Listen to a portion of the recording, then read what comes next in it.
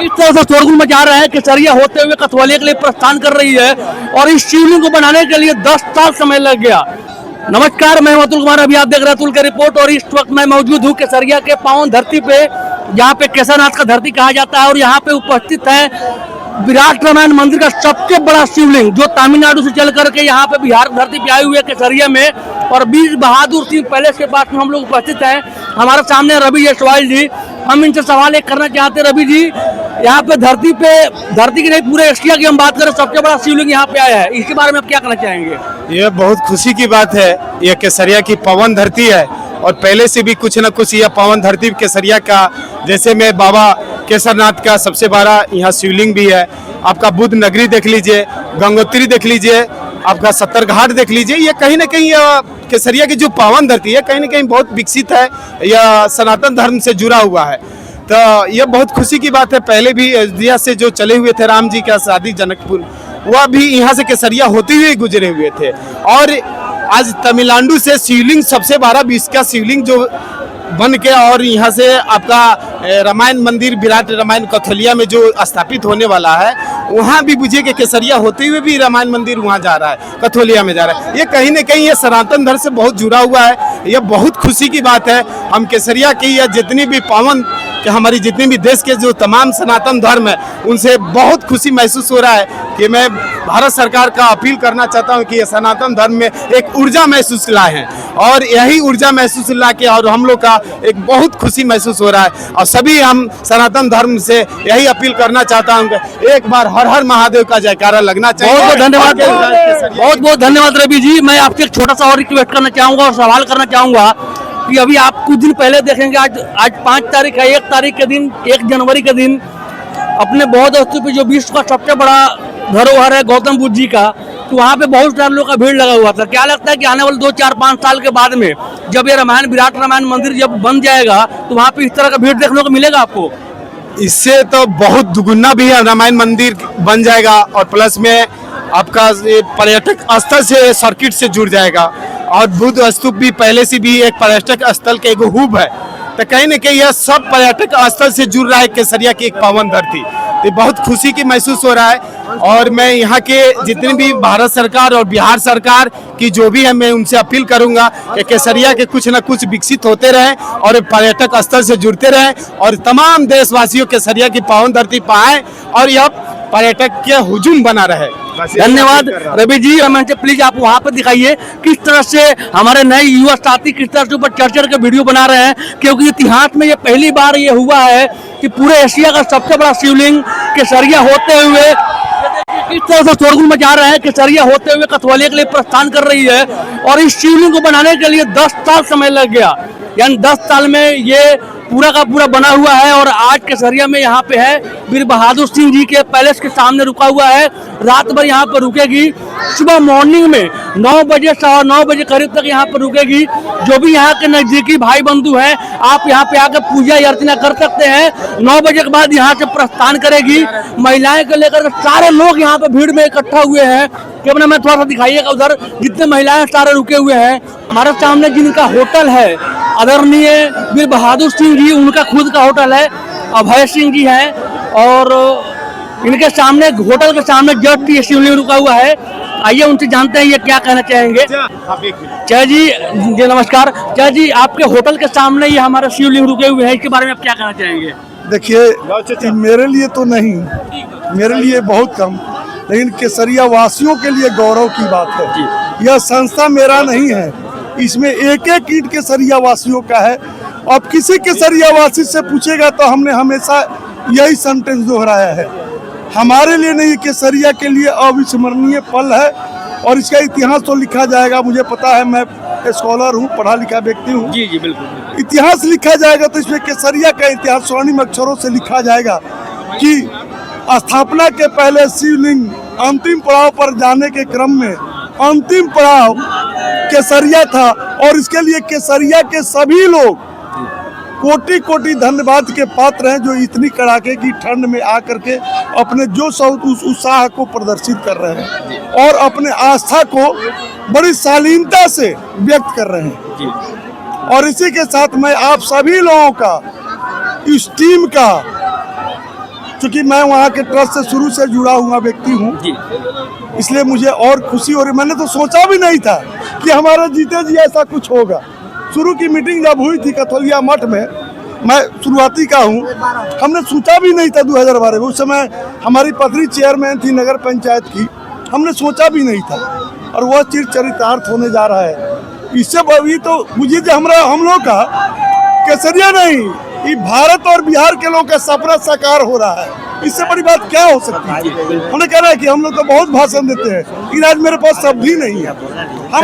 हम आत्मविभोर हैं और सभी केसरिया वासियों को फिर से अपने तरफ से भी धन्यवाद देते हैं कि केसरिया वासी बहुत शालीनता से स्वागत में जुटे हुए हैं, और इतनी शालीनता से कल पूजा अर्चना होगा यहाँ पे, वो इससे भी भव्य होना चाहिए। एक छोटा सवाल और मैं करना चाहूंगा कि यहाँ पे ये कब तक रुकेंगे और यहाँ से कथौलिया के लिए कब प्रस्थान करेंगे? कम से कम कल 9 बजे सुबह तक ये लोग रुकेंगे, 9 से 10 बजे तक, जैसा कि मुझे ज्ञात हुआ है। क्योंकि जो टाइम टेबल रूट जो तय है उसमें हम लोग कोई अथी नहीं कर सकते। तो 9 बजे तक अगर रुकते हैं लोग, तो हमारे जितने भी ग्रामीण अगल बगल के 5 कोस 10 कोस 5 किलोमीटर 10 किलोमीटर के लोग संपर्क में हैं, वो लोग सब पूजा अर्चना के लिए आएंगे। हम जो ऑर्गेनाइज कर रहा है, जो ले जा रहा है, जो इसका हेड है, उनसे भी हम आग्रह करेंगे, प्रशासन के लोगों से भी, कि कम से कम 9-10 बजे तक इस प्रांगण के सामने रहने दिया जाए जी, हमारे सभी लोग दर्शन करके चरितार्थ हो जाए। बहुत बहुत धन्यवाद चाचा जी इतना समय देने के लिए। और चाचा जी मैं आपसे एक छोटा सवाल करना चाहूंगा, आपके सामने बहुत सारे ऐसे बच्चे हैं जो शिवलिंग के ऊपर चप्पल जूता पहन के खड़े हैं, इसके बारे में आप क्या कहना चाहेंगे? ना देखिए, बच्चे अति उत्साहित हैं जी। ये सर हमारे चेयरमैन हैं, बच्चे अति उत्साह के ऐसा गलती कर रहे हैं, चाचा हैं, है ना।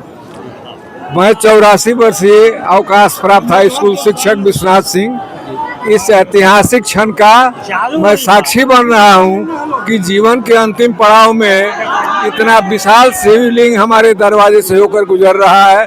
हम सौभाग्यशाली हैं, केसरिया के लोग सौभाग्यशाली हैं, और हमारे पत्रकार बंधु जो बाइट ले रहे हैं वो भी सौभाग्यशाली हैं कि हम ऐसे बुजुर्गों को भी उस सम्मान दे रहे हैं और हमारा इंटरव्यू ले रहे हैं।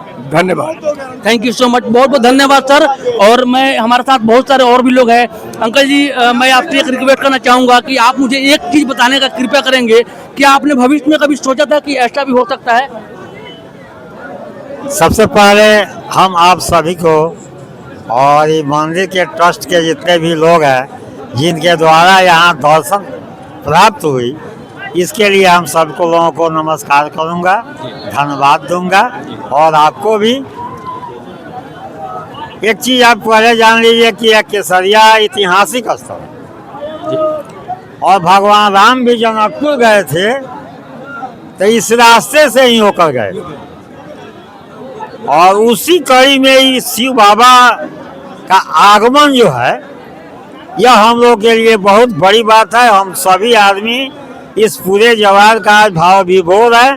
और आपका जो सवाल था, इस सवाल में पहले हम लोग के दिमाग में ऐसी बात नहीं थी कि हमारे जगह पर इस केसरिया में भी एक भव्य शिवलिंग का दर्शन होगा, और इस रास्ते से ही जाएंगे। इसके लिए बहुत बहुत धन्यवाद। और हम केसरिया वासी बहुत ज़्यादा भाव विभोर है, कितना वर्णन करें उसका वर्णन नहीं हो सकता। जय भोलेनाथ। जय भोलेनाथ, बहुत बहुत धन्यवाद सर आपका। और चाचा जी मैं आपसे एक और सवाल करना चाहूँगा कि ये जो बगल में शिवलिंग अपना शिव जी का मंदिर है, तो क्या कारण था कि आज मंदिर के ये जो शिवलिंग है यहाँ पे रुका, वहाँ क्यों नहीं रुका? इसके बारे में कुछ कहना चाहेंगे आप? सबसे पहले हम सब लोग केसरिया वासी आपको इस ऐतिहासिक क्षण के लिए बहुत बहुत धन्यवाद आप सभी आपके टीम को दे रहे हैं। सबसे बड़ी बात ये आज जो एक ऐतिहासिक जो क्षण है उसका सबसे बड़ा श्रेय है ना महावीर मंदिर न्यास के जो अध्यक्ष हैं किशोर कुणाल साहब, उनको जाता है। वो आज हमारे बीच नहीं है, वो स्वर्गीय हो चुके हैं, लेकिन उन्हीं के अथक प्रयास से यह जो कैथोलिया में जो विराट मंदिर बन रहा है, उसी मंदिर के बीचों बीच ये ये जो शिवलिंग स्थापित किया जाएगा, जो तमिलनाडु से चल करके कई प्रदेशों से होते हुए बिहार और पूर्वी चंपारण जिले के केसरिया के में आज रात्रि विश्राम होगा। और यहाँ से 7 किलोमीटर की दूरी पर कैथोलिया, जहाँ ये भगवान की मूर्ति जहाँ ये स्थापित होंगे, वहाँ है। कहने का मतलब है कि ये बहुत ही आज का दिन केसरिया वासियों के लिए, हम सभी के लिए, आपके लिए, बिहार वासियों के लिए बहुत ही खुशी का क्षण है। केसरिया अपने आप में एक ऐतिहासिक धरोहर है। ये विश्व के मानचित्र पर केसरिया है। केसरिया का में सबसे बड़ा, यहाँ विश्व का सबसे बड़ा बौद्ध स्तूप है। केसरिया में सबसे बड़ा रामायण नीति के समय यहाँ शिव केसरनाथ का मंदिर, शिव मंदिर स्थापित है। यहाँ भगवान रामचंद्र जी इसी गंडक को पार करते हुए जनकपुर गए थे। भगवान कृष्ण और अपने अनुयायियों के साथ यहीं से संग्रामपुर गए थे। जो संग्रामपुर यहाँ से 10 किलोमीटर 12 किलोमीटर की दूरी है, वहाँ संग्राम हुआ था, वहाँ युद्ध हुआ था, लौह कुश संग्राम हुआ था रामायण के समय। यह यहाँ वाल्मीकि की तपोभूमि रही है, अलार कलाम की भूमि रही है। तब यहाँ यानी कहने का मतलब केसरिया के कण कण में इतिहास छुपा हुआ है। यहाँ जितना ही पूरे दिएगा उतना ही इतिहास मिलेगा। तो केसरिया अपने आप में बहुत ही आज धन्य है, जो ऐसे महान जो सी कार्य को कर रहा है। आने वाले लाखों लाख पीढ़ियों तक इसको याद, इस क्षण को याद किया जाएगा। और आने वाले जो हमारे जो से कि जो जनरेशन है इसको याद करेंगे। यहाँ सभी धर्मों के लोग बहुत ही अच्छे सही सुंदर के साथ अपना जीवन यापन करते हैं, अपने अपने धर्मों में विश्वास करते हैं। जैसे हम करते हैं वैसे सभी अलग अलग धर्मों के लोग विश्वास, अपने अपने धर्मों में विश्वास। यहाँ सब लोग मिल करके अनेकता में एकता यहाँ भरते हैं, खुशी भरते हैं। हर जो से कि क्षण को उत्सव के रूप में मनाते हैं, जो आज हमको देखने को मिल रहा है। केसरिया का ये विराट 210 मीट्रिक टन का जो यह शिवलिंग है, जो कि तमिलनाडु से चल करके बिहार में और बिहार के पूर्वी चंपारण के केसरिया में और केसरिया के कैथोलिया में स्थापित होगी। और यहाँ यह बहुत ही दर्शनीय स्थान हो जाएगा, जो यहाँ अंतिम क्षण में रात्रि विश्राम यहाँ शिवलिंग का जो हुआ है। इस हम केसरिया वासी इसके लिए आप सबको बहुत बहुत धन्यवाद जी। धन्यवाद चाचा जी। जी बताइए। आपके प्रश्नों का थोड़ा सा और स्पष्टीकरण कर देता हूँ। बताइए जी। चूंकि ये बौद्ध की नगरी है जी, यह श्री राम गुजरे हैं जी। और श्री राम भी अपनी जात लंका चढ़ने के पहले भगवान शिवलिंग की पूजा किए थे। जी जी जी। उसी पृष्ठभूमि में लगता है कि यह शिवलिंग भी खींचकर इसी रास्ते से आया है। बिल्कुल बिल्कुल बिल्कुल, बहुत बढ़िया, बहुत बढ़िया। बौद्ध नगरी का ये पृष्ठभूमि ही ऐसा है, जहाँ माँ गंगा है, किनारे पर बौद्ध स्तूप है, शिवलिंग है, धौलधनी का सिद्ध मठ है, हुसैनी में मजार है। यह पृष्ठभूमि ही जो है सो ये प्रभु के शिवलिंग को केसरिया के गौरवान्वित करते हुए और केसरिया से होकर जा रहा है। यही पृष्ठभूमि है बउआ। थैंक्स, धन्यवाद बाबा जी, आपका बहुत बहुत धन्यवाद। यहाँ पे मैं कैमरामैन से रिक्वेस्ट करूँगा, यहाँ बहुत सारे अच्छी महिलाएं हैं जो यहाँ पे पूजा अर्चना के लिए आई हुई, आइए से सवाल करते हैं। चाची, यहाँ पे आपके गांव में शिवलिंग आए हुए हैं जो कतवरिया में प्रस्थान होने वाले रहने वाले हैं, और आपकी आंखों के सामने यहाँ पे आप देख पा रहे हैं कितने भव्य तरीके से यहाँ पे जन सैलाब लगा हुआ है। इसके बारे में आप क्या कहना चाहेंगे?